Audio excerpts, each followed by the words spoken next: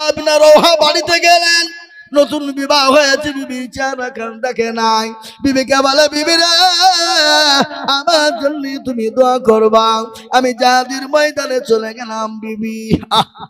বিবি বলেন, প্রাণের স্বামী গো, আপনি একটা বার দোয়া করে মেঘের বাড়ি করে ভিতরে ঢুকবেন, আমি আপনার চেহারা খান দেখতে চাই। নবীর মোহাব্বতে বললে, বিবি রে, আমি যদি তোমাকে দেখতে যাই আমি তোমার প্রেমে পাগল হয়ে যাব, আমি যাদের ময়দানে যেতে পারবো না। বুঝেছি, পাড়াপতির মন বুঝেছি।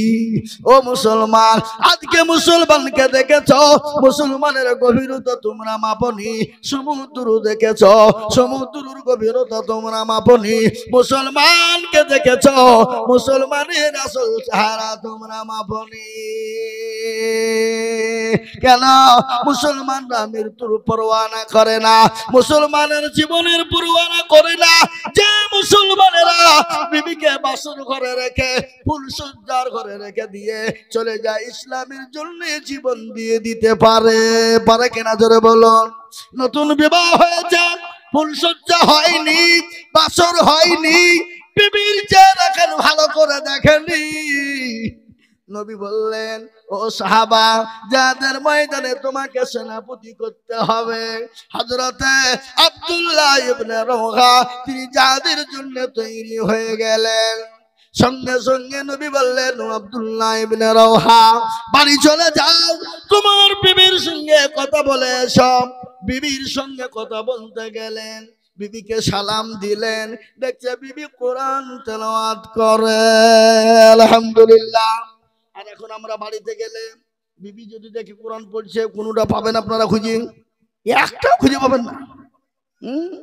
আবার সবারের রোজা করছেন, নামাজ পড়ছে, হাবলো, বোন তোর করে কাত হইলো, 40, বলে তোর বলে 52, একটাও কবুল হবে না। জীবনে নামাজ পড়ে না, কোরআন পড়ে না, আর সবে বেড়াতে রাত্রি জায়গায় মনে হচ্ছে 40 রাকাত 50 রাকাত পড়ে ইল্লি আল্লাহ দিয়ে দিবে। আল্লাহ কত সহজ, জান্নাত মামার বাড়ি নাকি যে দরজা খুললি ঢুকিয়ে দিবে নাকি? বুঝছেন আপনারা? বলুন, কথা বলেন, কথা বলেন। জীবনেও কোরআন খুলে না, জীবনেও নামাজ পড়ে না মা বোনেরা। তা আপনার সবে বেড়াতে রাত জেগে 40 রাকাত 50 রাকাত পড়ছে, আল্লাহকে বলছে, আল্লাহ জান্নাতে দিও। বলে, তুই একবার মরে দেখ, তোর হুড়কে মেরে মাজা ভাঙছি। ফজর পড়িসনি, এশা পড়িসনি, জোহর আদায় করিসনি, আসরে কাজ করিয়ে বেড়াচ্ছিস, মাগরিবে তো টাইমই পাসনি, আর রাত্রি তাহাপনে নফল নামাজ পড়িয়ে দোয়া করছিস। একবার মর, আই শেখবো, আই দেখবি, আই। জীবনও মসজিদ নামাজ পড়েন, আল্লাহ আল্লাহু আকবার। আমার মা বোনেরা তো নামাজই পড়েন, এখন সব মোবাইল নিয়ে ব্যস্ত। আপনাদের থেকে মা বোনদের কাছে মোবাইল নেই নাকি? আচ্ছা, এই হাইতার হাইতার মোবাইল। হ্যাঁ, স্বামী দুদিন না থাকলেও কোনো ব্যাপার নাই, মোবাইল থাকলে হবে, এ কথা কয় না। স্বামী যদি মাসের মাস চলে যায়, কোনো দুঃখ নাই, কোনো বেদনা নাই, কোনো কষ্ট নাই, কিন্তু মোবাইল থাকলেই হবে। স্বামীর সঙ্গে 1 ঘন্টা ফোনে কথা বলে, আর অন্যজনের সঙ্গে সারাদিন চ্যাটিং করে। আপনাদের দিকে সব নাই, শোনাবো শোনাবো, খালি বসে থাকেন আপনারা। আমার ও মুসলমান দরদি, তাই তো বললাম, মুসলমান না হলো সিংহের জাত, মুসলমান কাউকে ভয় করে না। আব্দুল্লাহ ইবনে রওহা বাড়িতে গেলেন, নতুন বিবাহ হয়েছে, বিবির চেহারা খান দেখে নাই। বিবিকে বলে, বিবি রে, আমার জন্য তুমি দোয়া করবা, আমি জাহাদের ময়দানে চলে গেলাম বিবি। বিবি বলেন, প্রাণের স্বামী গো, আপনি একটা বার দোয়া করে মেঘের বাড়ি করে ভিতরে ঢুকবেন, আমি আপনার চেহারা খান দেখতে চাই। নবীর মোহাব্বতে বললে, বিবি রে, আমি যদি তোমাকে দেখতে যাই আমি তোমার প্রেমে পাগল হয়ে যাব, আমি যাদের ময়দানে যেতে পারবো না। বিবি বলেন, স্বামী গো, আমি মদিনার সব থেকে বড় সুন্দরী, মদিনার হোর। ওগো স্বামী, আমি আপনাকে প্রেম নিবেদন করব না, আমি একটা বাড়ির জন্য আপনাকে দেখে থাকতে চাই। কিয়ামতের দিন আমি আপনাকে যেন খুঁজে বের করতে পারি। বিবিকে বললেন, বিবিকে ডাক দিয়ে বলেন, প্রাণের বিবি শোনো, 10টা ঘোড়ার ভিতরে সবগুলো একরকম। একটা যদি সাদা থাকে বলে তুমি খুঁজে পাবে কিনা, বলে অবশ্যই পাবো। তাহলে নিশ্চয় কিয়ামতের দিনে আমাকেও তুমি খুঁজে পেয়ে যাবা, কোন রকমের কোনো চিন্তা নাই। হযরত আব্দুল্লাহ ইবনে রাওহা চলে গেলেন, নতুন বিবাহ করে বিবির চেহারা কান দেখে নাই। হযরত যায়েদ ইবনে হারিস তিনিও চলে গেলেন, হযরত জাফর ইবনে আবু তালিব তিনিও চলে গেলেন জিহাদের ময়দানে। হযরত জাফর ইবনে আবু তালিবের ছেলেরা মেয়েরা পেছন দিকে তারা চটপট করে কাটা কবিতর মুরগি জবাই, দেখেন না মুরগি জবাই এই করে না, মুরগি জবাই, মুরগি যেমন ছটপট ছটপট করে জমিনের পিছনে বিবি বাচ্চা ছেলে মেয়ে তারা আপনার ছটপট করে, আব্বু আব্বু একটা বার তুমি পেছনের দিকে তাকাও। হযরত জাফর ইবনে আবু তালিব তিনি পেছনের দিকে তাকিয়ে দেখলেন না, কারা কান্না করে তিনি জিহাদের ময়দানে চলে গেলেন। তারা সন্তানের মায়া করে না, বিবির মায়া করে না, যারা নতুন বিবাহ করে বিবির কোন রকমের তারা বাসর করে তারা পরোয়া করে না। যারা জীবন দিতে পারে ইসলামের জন্য, নবীর জন্য, সে মুসলমানদেরকে মৃত্যুর ভয় দেখিয়ে কোনো লাভ হবে না।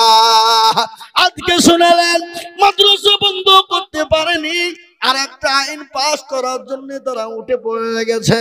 সে আইনটা কি সেটা আপনারা জানেন, সেটা হলো ওয়াকফ সম্পত্তি।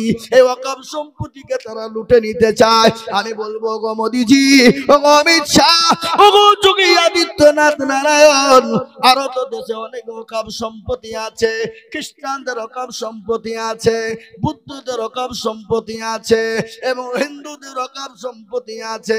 কেন তাদেরকে আঘাত করো না?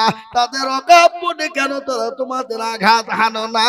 আর মুসলমান দেখলে চুলকানি শুরু হয়ে যায়। কিন্তু শুনে নাও, আমাদের জীবন বেঁচে থাকতে ওয়াকফ সম্পত্তি মুসলমানরা ছেড়ে দিবে না। প্রয়োজন হলে মাথায় কাফন বাঁধবে, তবু ওয়াকফ সম্পত্তি মুসলমান দখল কাউকে দিবে না। কি বলেন আপনারা? কথা বলেন না কেন? কথা বলেন। আমি আপনাদেরকে বলতে চাই, আজকে খোদানি খাস্তা ওয়াকফ যদি কেড়ে নেয়, আপনার গোরস্থান আপনার বাপকে মাটি দিতে পাবেন না, আপনি আপনার মসজিদে আজান দিতে পারবেন না, আপনি আপনার মাদ্রাসায় পড়াতে পারবেন না, আপনার আজান দেওয়া হবে না, নামাজ পড়তে পাবেন না।